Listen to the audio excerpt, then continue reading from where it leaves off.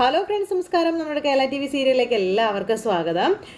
അങ്ങനെ നമ്മുടെ സേതു ഹരിയെ വിളിച്ച് പൊന്നുമടത്തിൽ കൊണ്ടുവന്നു. പാവം വീടും കാഴ്ചകളും ഒക്കെ കണ്ടുകൊണ്ടിരിക്കുന്ന സമയത്താണ് ഋതുവും അതുപോലെ അങ്ങോട്ടേക്ക് സ്വാതിയും കൂടെ വരുന്നത്. അതിനെ അവിടെ ഇട്ടിങ്ങനെ അപമാനിക്കുന്നത്. ഇതൊക്കെ കണ്ടു കഴിഞ്ഞപ്പോൾ ബേബി ചേച്ചി, എൻ്റെ ദൈവമേ, ഞാൻ പറഞ്ഞതെല്ലാം തിരിച്ചെടുത്തിരിക്കുന്നു.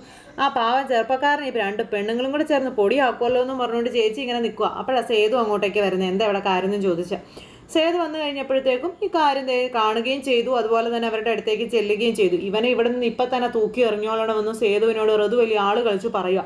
അപ്പോൾ അത് കേട്ട് കഴിഞ്ഞപ്പം അതിന് മനസ്സില്ലെങ്കിലോ എന്ന് നമ്മുടെ സേതു ഇങ്ങനെ പറഞ്ഞു, ഞാൻ എവിടെയാണോ നിൽക്കുന്നത് അവിടെ തന്നെ ഹരിയും നിൽക്കും. പിന്നെ കൂടുതൽ നിന്റെ ഒന്നും ഭരണം ഇങ്ങോട്ട് എടുക്കണ്ട. പറഞ്ഞത് മനസ്സിലായല്ലോ. ഞങ്ങളിവിടെ സ്ഥിരതാമസത്തിന് വന്നതൊന്നുമല്ല. ചെയ്യാനുള്ള കാര്യങ്ങൾ ചെയ്ത് തീർത്തതിന് ശേഷം ഞങ്ങൾ ഇവിടെ നിന്ന് പോകും. അല്ലാതെ നിന്റെ ഒന്നും ഒരു ചൊൽപ്പടിക്കോ എന്നെയോ ഇവനെയോ കിട്ടില്ലെന്നും പറഞ്ഞുകൊണ്ട് അങ്ങനെ നമ്മുടെ സേതു അങ്ങനെ പറയാം. എടോ, തന്നെ ഞാനുണ്ടല്ലോ, തന്നെയും തൻ്റെ കൂട്ടുകാരനെയും ഇവിടെ നിന്ന് ഞാൻ പറപ്പിക്കും. താൻ നോക്കിക്കോളാൻ പറഞ്ഞു ഋതു. ഭയങ്കര ഇത്. അപ്പോൾ താൻ ചെവിയിൽ നുള്ളിക്കോളാനൊക്കെ പറഞ്ഞു. ഞാൻ നുള്ളിക്കോളാം, നിനക്ക് ചെയ്യാൻ പറ്റുന്നത് എന്താണെന്ന് നീ വെച്ച് പോയി ചെയ്യടിയെന്നും പറഞ്ഞുകൊണ്ട് ദേഷ്യപ്പെടുക. ഞാനും എൻ്റെ കൂട്ടുകാരനും ഞാനിവിടെ നിൽക്കുന്നിടത്തോളം ദിവസം ഉണ്ടാകും. അതിന് നീയല്ല, ആര് വന്നാലും നിൻ്റെ അമ്മ പൂർണിമ വന്നിട്ടും കാര്യമില്ലെന്നും പറഞ്ഞുകൊണ്ട് നമ്മുടെ സേതു ഇങ്ങനെ പറയാം. അപ്പം സേതു ഇത് പറഞ്ഞിട്ട് അങ്ങ് പോയി. സേതുവും അതുപോലെ ഹരിയും കൂടെ അങ്ങോട്ടേക്ക് പോയി. ഇപ്പം വെച്ചിട്ടുണ്ടെന്നുള്ള രീതിയിലാണ് ഹരിയെ ഇവർ രണ്ടുപേരും കൂടെ നോക്കുന്നത്. പാവ ഹരി ആണെങ്കിൽ സേതുവേട്ടാ, നമ്മളായിട്ടൊരു പ്രശ്നത്തിന് പോകണോ? ഇനിയിപ്പോൾ ഞാനിവിടെ നിൽക്കുന്നത് ഇവർക്ക് ആർക്കും ഇഷ്ടമല്ലെങ്കിൽ ഞാനങ്ങ് പോയേക്കാം. സേതുവേട്ടൻ അച്ഛൻ്റെ കർമ്മങ്ങളും കാര്യങ്ങളൊക്കെ കഴിഞ്ഞിട്ട് വന്നാൽ മതിയെന്ന് പറഞ്ഞു. അത് നീയല്ല തീരുമാനിക്കുന്നത്, ഞാനാ തീരുമാനിക്കുന്നതെന്നും പറഞ്ഞുകൊണ്ട് നമ്മുടെ സേതു ഇങ്ങനെ അന്നേരം ഹരിയോട് ദേഷ്യപ്പെടുകയും ചെയ്തു. അത് കഴിഞ്ഞ് അവരങ്ങ് പോയി കഴിഞ്ഞപ്പം ഈ നമ്മുടെ ഋതുവും അതുപോലെ സ്വാതിയും കൂടെ അവിടെ നിന്ന് ഇങ്ങനെ ഓരോന്ന് പ്ലാൻ ചെയ്യുകയാണ്. അവന്മാരെ രണ്ടുപേരെയും ഇവിടെ നിന്ന് പറപ്പിക്കണം, എങ്കിൽ മാത്രമേ കാര്യങ്ങൾ നമ്മൾ ഉദ്ദേശിക്കുന്ന പോലെ നടക്കുള്ളൂ. അവന്മാർ ഇവിടെ ഉണ്ടെന്നുണ്ടെങ്കിൽ ഒരു കാര്യവും നടക്കില്ല, ഒരു സമാധാനം ഉണ്ടാവില്ല. അവന്മാർ വെറും കച്ചറകളാണ്, അങ്ങനെയാണ് ഇങ്ങനെയാണെന്നൊക്കെ പറഞ്ഞ് ഡയലോഗുകൾ അങ്ങനെ അങ്ങ് ഒരുപാട് അങ്ങ് ഇറക്കുകയാണ് രണ്ടുപേരും കൂടി. അപ്പോൾ ഒരു വഴിയുണ്ട്, അവന്മാർ താനെ ഇവിടുന്ന് വാലും ചുരുട്ടി പൊയ്ക്കോളും എന്നുള്ള കാര്യം പറഞ്ഞു. അപ്പോൾ ആ സേതു എന്ന് പറയുന്ന അയാളെ ഇവിടെ നിന്ന് വിടാൻ അമ്മ സമ്മതിക്കുന്നില്ലല്ലോ എന്ന് സ്വാതി ഇങ്ങനെ ഋതുവിനോട് പറയുമ്പം അയാൾ പിന്നെ അച്ഛൻ്റെ കർമ്മം കഴിയുന്നത് വരെ എങ്ങനെയെങ്കിലും നാശം ഇവിടെ നിന്ന് പോട്ടെ, പക്ഷെ കൂടെയുള്ളവനെ അവനെ ഇവിടെ താമസിപ്പിക്കാൻ പറ്റില്ല, അവനെ നമുക്ക് ഇവിടുന്ന് ഓടിച്ചേ പറ്റൂ, അവൻ ഇവിടെ നിന്ന് കഴിഞ്ഞിട്ടുണ്ടെങ്കിൽ ശരിയാവില്ല എന്ന് പറഞ്ഞുകൊണ്ട് ഇങ്ങനെ പറയാം. ഈ സമയത്ത് ഋതു ആണെങ്കിൽ അവിടെ പ്രതാപനുമായിട്ട് ഈ കാര്യത്തെപ്പറ്റി സംസാരിക്കുന്നു. അങ്ങനെ ഇവന്മാരെ രണ്ടുപേരെയും ഇവിടുന്ന് തുരത്തുന്നതിനെ പറ്റി അന്നേരത്തേക്കും പ്രതാപം പറയുന്നത്, അതിന് അവന്മാരെ ഇവിടെ നിന്ന് പറഞ്ഞു വിടണമെന്നുണ്ടെങ്കിൽ ആദ്യം പൂർണിമ ചേച്ചി സമ്മതിക്കണം. പൂർണിമ ചേച്ചി സമ്മതിക്കാതെ നമുക്ക് എന്ത് ചെയ്യാൻ പറ്റും മോളെ? ഒന്നുമല്ലെങ്കിൽ ഏട്ടൻ്റെ കർമ്മങ്ങളും കാര്യങ്ങളും ഒക്കെ ചെയ്യാൻ വേണ്ടിയിട്ടല്ലേ അവൻ ഇവിടെ വന്ന് നിൽക്കുന്നത്. അതങ്ങനെ അങ്ങ് പോട്ടെ, നമുക്ക് പിന്നെ പതുക്കെ എന്താണെന്ന് വെച്ചാൽ നോക്കാമെന്ന് പറഞ്ഞു. അതല്ല അങ്കിളെ, അയാളെ സഹിച്ചാൽ മതിയെന്ന് ഓർത്തോണ്ട് ഇത്രയും ദിവസം നിന്നത്. പക്ഷേ അതേ ഇപ്പം അയാളുടെ കൂട്ടുകാരനെയും കൂടെ ചുമന്ന് വലിച്ചുകൊണ്ട് വന്നിരിക്കുന്നു. അയാളെയും കൂടെ സഹിക്കാൻ പറ്റുന്ന കാര്യമല്ല അങ്കിളെ. എന്നെക്കൊണ്ട് പറ്റില്ല അയാളെ സഹിക്കാനായിട്ട്, ഞങ്ങളെക്കൊണ്ട് പറ്റില്ല. കാരണം അത്രയ്ക്ക് വലിയ താന്തോന്നികളാണെന്നൊക്കെ പറഞ്ഞ് ഭയങ്കര ഡയലോഗും കാര്യങ്ങളൊക്കെ ഇറക്കി. അപ്പം മക്കൾ എന്താണെന്ന് വെച്ചാൽ ചെയ്തോ, അതിൻ്റെ ഒപ്പം ഈ അങ്കിള് നിങ്ങളുടെ കൂടെ ഉണ്ടെന്നും പറഞ്ഞുകൊണ്ട് പ്രതാപൻ ഇങ്ങനെ പറയാം. അപ്പോൾ പ്രതാപൻ അത് പറയുന്നത് കേട്ട് കഴിഞ്ഞപ്പോഴത്തേക്കും ഇവർക്ക് കുറച്ചുകൂടി ധൈര്യമായി, എന്ത് വേണമെങ്കിലും ചെയ്യാം. അതിൻ്റെ പിന്നിൽ പ്രതാപൻ ഉണ്ടെങ്കിൽ പിന്നെ അമ്മയുടെ കയ്യിൽ നിന്ന് മറ്റാരുടെ കയ്യിൽ നിന്ന് അടിക്കോ വഴക്കിനോ ഉള്ള സാധ്യതകളൊന്നുമില്ല. അപ്പോൾ ആ ഒരു പ്രതീക്ഷയോടുകൂടി രണ്ടുപേരും കൂടി മനസ്സിൽ ഉറപ്പിക്കുകയാണ്. അപ്പോൾ മോഷണക്കുറ്റം ഇവരുടെ തലയിൽ ചുമത്താം. കാരണം ആത്താഴ പ്രശ്നക്കാരാണല്ലോ, അന്നെന്നുള്ള കാര്യങ്ങൾക്ക് വേണ്ടി നെട്ടോട്ട് ഓടുന്നവരാണല്ലോ. അപ്പോൾ പിന്നെ സ്വർണവും പണമൊക്കെ മോഷ്ടിച്ചെന്ന് പറഞ്ഞു കഴിഞ്ഞിട്ടുണ്ടെങ്കിൽ പെട്ടെന്ന് എല്ലാവരും വിശ്വസിക്കും. അതുകൊണ്ട് നമുക്ക് ആ ഒരു വഴി തിരഞ്ഞെടുക്കാം എന്ന് ഇവളുമാർ രണ്ടുപേരും കൂടി അങ്ങ് വിചാരിച്ചു. അങ്ങനെ വിചാരിക്കുകയും ചെയ്തു. ഈ ഋതു ആണെങ്കിൽ വലിയൊരു മാല, അതായത് സ്വർണ്ണമാല എടുത്ത് മാറ്റി നമ്മുടെ ഹരിയുടെ ബാഗിലേക്ക് വെച്ചു. ഹരിയുടെ ബാഗിലേക്ക് വെച്ചിട്ട് ഒന്നും അറിയാത്തതുപോലെ, പാവ ഹരി ഇതൊന്നും അറിയുന്നില്ല. ഹരിയാണെന്നുണ്ടെങ്കിൽ അതിലിങ്ങനെ നമ്മുടെ സേതുവിൻ്റെ കൂടെ ഇങ്ങനെ നടക്കുകയാണ്. അങ്ങനെ ആ വീട്ടിൽ ഇതുങ്ങളെ കള്ളന്മാരാക്കാനുള്ള പരിപാടികൾ കണ്ണി ചോരയില്ലാത്ത രണ്ടെണ്ണങ്ങളും കൂടെ ചെയ്തു വെച്ചിരിക്കുന്നു. ഇതുങ്ങളിതൊന്നും അറിയുന്നില്ല കേട്ടോ. സേതു ആണെങ്കിൽ ഇങ്ങനെ ഒരിടത്ത് പോയിരിക്കുന്നു, ആ ഒപ്പം നമ്മുടെ ഹരിയും പോയിരിക്കുന്നു. ഈ സമയത്ത് എല്ലാ എണ്ണങ്ങളും കൂടെ ഇങ്ങോട്ട് വന്ന് കയറി കഴിഞ്ഞിട്ടുണ്ടെങ്കിൽ സേതു പിന്നെ ഒരിക്കലും ഇവിടെ നിന്ന് പോവില്ല എന്നുള്ള രീതിയിലൊക്കെ ഈ പ്രതാപനും ഭാര്യയും കൂടെ സംസാരിക്കാം. അങ്ങനെ ഇരിക്കുമ്പോഴാണ് നമ്മുടെ പല്ലവിയും അതുപോലെ പല്ലവിയുടെ അമ്മയൊക്കെ കൂടെ അമ്പലത്തിൽ പോകുന്നത്. അമ്പലത്തിൽ പോയിട്ട് വന്നു. അവരിങ്ങനെ ബീച്ചിൽ ഇങ്ങനെ നിൽക്കുന്ന സമയത്ത് ആ വഴിതേ വരുന്നു നമ്മുടെ ഇന്ദ്രൻ്റെ അമ്മ. ഇന്ദ്രൻ്റെ അമ്മ അതിൽ വന്നപ്പോൾ ഇവരെ കണ്ടു. പെട്ടെന്ന് തന്നെ രാജലക്ഷ്മി കൊണ്ടുവന്ന് വണ്ടി അങ്ങ് വണ്ടി നിർത്തിയിട്ട് വണ്ടിയിൽ നിന്ന് ഇറങ്ങുവാണ്. ഇറങ്ങിക്കഴിഞ്ഞപ്പോഴത്തേക്കും ശോഭ ഇവരെ കണ്ടു. ഇവരെ കണ്ടിട്ട് മൈൻഡ് ചെയ്തില്ല. അതുപോലെ തന്നെ നമ്മുടെ പല്ലവിയും കണ്ടു. പല്ലവിയും മൈൻഡ് ചെയ്തില്ല. ഇവർ മൈൻഡ് ചെയ്യുന്നില്ല എന്ന് മനസ്സിലാക്കി കഴിഞ്ഞപ്പോൾ അങ്ങനെ അങ്ങ് തോറ്റു പോകാൻ പറ്റത്തില്ലല്ലോ, ഇവരുടെ മുന്നിൽ തോറ്റു കൊടുക്കാനും പറ്റത്തില്ലല്ലോ, വലിയ മഹാറാണിയല്ലേ. ആ മഹാറാണി ഇവരുടെ അടുത്തേക്ക് വന്നിട്ട് ദേ നമ്മുടെ പല്ലവിയെക്കുറിച്ച് അനാവശ്യങ്ങൾ ഇങ്ങനെ പറയാം. തൻ്റെ മോനെ ഉപേക്ഷിച്ചത് എന്തിനാണെന്ന് ഇപ്പം മനസ്സിലായി.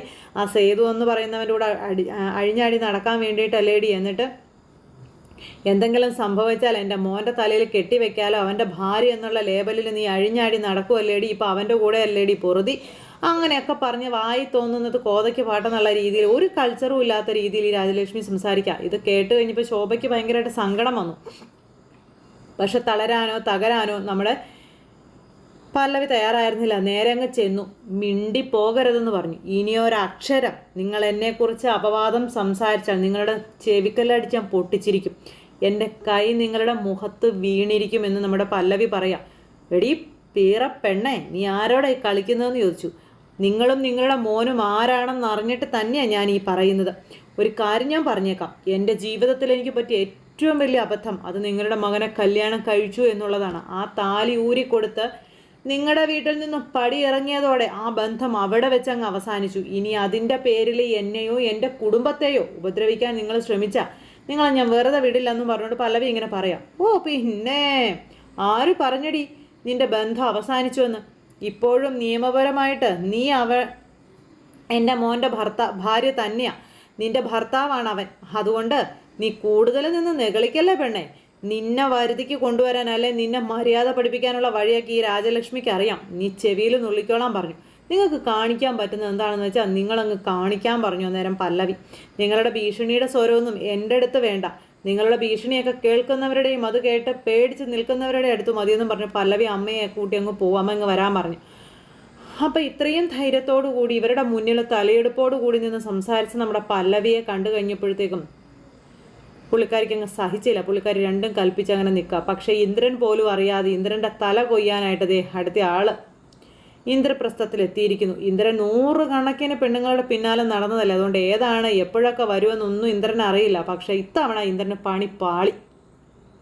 പല്ലവിയെ ദ്രോഹിച്ചിട്ട് പല്ലവിയെ നശിപ്പിച്ചിട്ട് പല്ലവിയുടെ കൂടെ തന്നെ ഇനിയും മുന്നോട്ടുള്ള ജീവിതം അങ്ങ് കൊണ്ടുപോകാം, സൈഡ് ബിസിനസ്സായിട്ട് ബാക്കിയൊക്കെ കൊണ്ടുപോകാമെന്ന് പ്രതീക്ഷിച്ചിരുന്ന ഇന്ദ്രൻ്റെ ജീവിതത്തിലേക്ക് അവൾ ഇറങ്ങി വരിക. കാരണം ഇന്ദ്രൻ കാരണം ജീവിതം പെരുവഴിയിലായി ഒരുത്തി. അതും വന്നിരിക്കുന്നതോ ചില്ലറക്കാരിയൊന്നുമല്ല, ഇന്ദ്രനെയും ഇന്ദ്രൻ്റെ അമ്മയെന്ന് പറയുന്ന ആ മഹാറാണിയെയും ഒരുമിച്ച് വിഴുങ്ങാൻ ആസ്തിയുള്ള അല്ലെങ്കിൽ ആ ഒരു എന്താ പറയുന്ന ആ ഒരു ധൈര്യമുള്ള ഒരു പെണ്ണാണ് വന്നിരിക്കുന്നത്. അവിടെ നമ്മുടെ ഇന്ദ്രൻ ഒന്ന് പതറി, ഒന്ന് പകച്ചു. ഇനിയിപ്പോൾ ഇന്ദ്രൻ്റെ ആ ഒരു ഇത് എന്താകും എന്നുള്ളതാണ് അടുത്ത ആ ഒരു ഇതിൽ മുന്നോട്ട് പോണത്. അതോടൊപ്പം തന്നെ നമ്മുടെ സേതു കർമ്മങ്ങളും കാര്യങ്ങളും എല്ലാം പൂർത്തിയാക്കാൻ വേണ്ടിയിട്ട് ഇനി വളരെ 2 ദിവസം ചുരുങ്ങിയ ദിവസം കൂടെ ഉള്ളൂ. അപ്പോൾ അവിടെ നിൽക്കുകയാണ്. ഈ സമയത്ത് ഋതു ആണെങ്കിൽ വീട്ടിൽ തൻ്റെ സ്വർണ്ണമാല കാണാനില്ലെന്നും പറഞ്ഞു പ്രശ്നം ഉണ്ടാക്കി. എൻ്റെ മാല കാണാനില്ലെന്നും പറഞ്ഞു. പിന്നെ അത് അപ്പോഴത്തേക്കും പ്രതാപനെയൊക്കെ വന്നു. പ്രതാപനങ്ങളിനെ പുള്ളിക്കാരി വിളിച്ചു വരുത്തി. മൊത്തത്തിൽ സീനായി. എല്ലാവരും ടെൻഷൻ അടിക്കുവാണ്. അപ്പോഴത്തേക്കും പൂർണ്ണിമയ്ക്കും ആകെ വിഷമവും കാര്യങ്ങളൊക്കെ ആയി. ഇത്രയും കാലം ഉണ്ടായിട്ടും ഇപ്പം ഈ വീട്ടിൽ ഇങ്ങനൊരു പ്രശ്നം ഉണ്ടായത്. അപ്പോൾ പൂർണ്ണിമയ്ക്ക് മനസ്സിലായി ഋതുവിൻ്റെ സാധനം കൂടെ പോയെന്ന് മനസ്സിലായി. ഇപ്പോൾ പൂർണ്ണിമയ്ക്ക് വ്യക്തമായി മനസ്സിലായി ഇതിനകത്ത് നമ്മുടെ ഋതുവിൻ്റെ കൈ ഉണ്ട് എന്നുള്ളത്. അങ്ങനെ ഋതു ആണെന്നുണ്ടെങ്കിൽ അവരെ രണ്ടുപേരെയാണ് സംശയത്തിൻ്റെ കണ്ണുകളോടുകൂടി കാണുന്നത്, അതായത് സേതുവിനെയും നമ്മുടെ ഹരിയെയും. അപ്പം അച്ചു പറയുന്നുണ്ട് ഒരിക്കലും അവരങ്ങനെയൊന്നും ചെയ്യില്ല, നീ എവിടെയെങ്കിലും വെച്ച് മറന്നു പോയതായിരിക്കും, നീ ഒന്ന് നോക്കാനൊക്കെ പറയുന്നുണ്ട്. ഞാൻ വെച്ച സ്ഥലം എനിക്ക് നല്ല ഓർമ്മയുണ്ട്, ഞാൻ ഒന്നും മറന്നു പോയിട്ടില്ല, എൻ്റെ സ്വർണ്ണമാല എവിടെയാണ് പോയതെന്ന് എനിക്ക് അറിഞ്ഞേ പറ്റൂ, എനിക്കിവിടെ ഉള്ളവരെയൊക്കെ പരിശോധിക്കണമെന്നൊക്കെ പറഞ്ഞു. പ്രത്യേകിച്ച് ഞങ്ങളുടെ വലിയേട്ടനെന്നും പറഞ്ഞ് വേഷം കെട്ടി വന്നിരിക്കുന്നവനെയും അതുപോലെ അവൻ്റെ കൂട്ടുകാരനെയും പരിശോധിച്ചേ പറ്റുമെന്നും പറഞ്ഞുകൊണ്ട് ഇങ്ങനെ പറയാം. അപ്പോൾ അത് കേട്ട് കഴിഞ്ഞപ്പോൾ നമ്മുടെ സേതുവിന് മനസ്സിലായി എന്തോ ഒരു സ്പെല്ലിംഗ് മിസ്റ്റേക്ക്, ഇവൾ എന്തോ പണി ഒപ്പിച്ചിട്ടുണ്ട് എന്നുള്ള കാര്യം. പെട്ടെന്ന് തന്നെ സേതു ആണെങ്കിൽ അവിടെ നിന്ന് നമ്മുടെ ഹരിയുടെ ബാഗ് ഇങ്ങനെ തുറന്നു നോക്കിയപ്പോൾ ഹരിയുടെ ബാഗിനകത്ത് ആ സാധനം കാണുന്നു. പക്ഷേ സേതുവിൻ്റെ മുന്നിൽ ഋതുവിൻ്റെ കളിയൊന്നും നടക്കില്ലെന്നുള്ള കാര്യം ഋതുവിന് അറിയില്ലാണ്ട് പോയി. സേതു ആരാണെന്നുള്ള സത്യവും അല്ലെങ്കിൽ ആരാണ് സേതുവിൻ്റെ ആ ഒരു പവർ എന്താണെന്നും അറിയാതെ പോയ ഋതുവിന് പണി പാലും വെള്ളത്തിൽ കിട്ടി. ചക്കിന് വെച്ചത് കൊക്കിന് കൊണ്ടുവന്ന് തന്നെ പറയാം. അങ്ങനെ നമ്മുടെ സേതു ആ സാധനം എടുത്തിട്ട് നമ്മുടെ സ്വാതിയുടെ ബാഗിലേക്ക് അങ്ങ് വെച്ചു. രണ്ടുപേരും കൂടെയാണല്ലോ പ്ലാൻ ചെയ്തത്. ഹരിയുടെ ബാഗിൽ വെച്ച് പാവം അതിനെ കള്ളനാക്കി അവിടെ നിന്ന് അടിച്ചോടിക്കാൻ വേണ്ടിയിട്ട്. അങ്ങനെ ചെയ്ത് അവർക്കിട്ട് അതേ നാണയത്തിൽ തന്നെ തിരിച്ചടി കൊടുത്തിട്ട് സ്വാതിയുടെ ബാഗിലേക്ക് വെച്ചു. അപ്പോൾ ഹരിയുടെ ബാഗ് മേടിച്ചു. അങ്ങനെ നോക്കി ഹരിയുടെ ബാഗിലില്ല. അപ്പോഴേക്കും പ്രതാപൻ അവിടെ കിടന്ന് വലിയ ഷോ ഇറക്കാൻ തുടങ്ങി. വലിയ ആള് കളിക്കുക. ആളുകളി എന്ന് പറഞ്ഞാൽ ഭയങ്കര ആളുകളിയും കാര്യങ്ങളും ഒക്കെ. സേതു ഇതൊന്നും മൈൻഡേ ചെയ്യുന്നില്ല. അങ്ങനെ ഋതു ആണെങ്കിൽ അവരുടെ ബാഗ് പരിശോധിക്കണമെന്ന് പറഞ്ഞു. അവരെന്തോ വലിയ കുറ്റം ചെയ്തതുപോലെ അവരുടെ ബാഗ് പരിശോധിക്കുന്നു. ബാഗിൽ നിന്നൊന്നും കിട്ടിയില്ല. ആ സമയത്ത് ഇപ്പം ഇവിടുന്ന് പോകാൻ നിൽക്കുമല്ലോ, ഇവരുടെ ബാഗും കൂടെ അന്വേഷിച്ച് നോക്കുക, ഇവിടെ മറ്റുള്ളവർ ഇവർ വന്നവരല്ലേ, അവരുടെ ബാഗ് നോക്കുക. അങ്ങനെയൊക്കെ നമ്മുടെ സേതു പറഞ്ഞ് അങ്ങനെ ആ ഒരു ഇതിൽ അവർ നോക്കാതെ ഇരിക്കാൻ പറ്റാത്തൊരവസ്ഥ. അതായത് നമ്മുടെ പൂർണിമ പറഞ്ഞു ബാഗുകൾ നോക്കാൻ. കാരണം സേതുവിനെയും ഹരിയെയും സംശയിച്ച സ്ഥിതിക്ക്, അവർ ഈ വീട്ടിലെ അംഗങ്ങളായി തന്നെ നിൽക്കുന്ന ഈ സ്ഥിതിക്ക് ഇവിടെയുള്ള എല്ലാവരുടെയും ബാഗ് പരിശോധിക്കണമെന്നും പറഞ്ഞത് സ്വാതിയുടെ ബാഗ് നോക്കിയപ്പോൾ സ്വാതിയുടെ ബാഗിലിരിക്കുന്നു. പിന്നെ വല്ലതും പറയാനുണ്ടോ? പിന്നെ അവിടെ നാണം കെട്ട് വെളുത്ത് ഇങ്ങനെ നിൽക്കുകയാണ്. സ്വന്തം അനിയത്തി തന്നെ കള്ളിയായി ഇവരുടെ മുന്നിൽ. അപ്പോൾ എന്തായാലും ആ ഒരു ഇതിൽ അവർക്കിട്ട് തന്നെ പണി കിട്ടി. ഇതിങ്ങനെ ഈ വീട്ടിൽ ഈ കാര്യമെല്ലാം സംഭവിച്ചു. ഇതെല്ലാം കഴിഞ്ഞപ്പോഴത്തേക്ക് നമ്മുടെ സേതുവിന് മനസ്സിലായി ഇവിടെ നിൽക്കുന്ന ഓരോ നിമിഷവും അപകടമാണ്. അതുകൊണ്ട് തന്നെ തൻ്റെ കാര്യങ്ങളെല്ലാം പൂർത്തിയാക്കി വെച്ച് തനിക്ക് വേഗം പോകണം എന്ന്.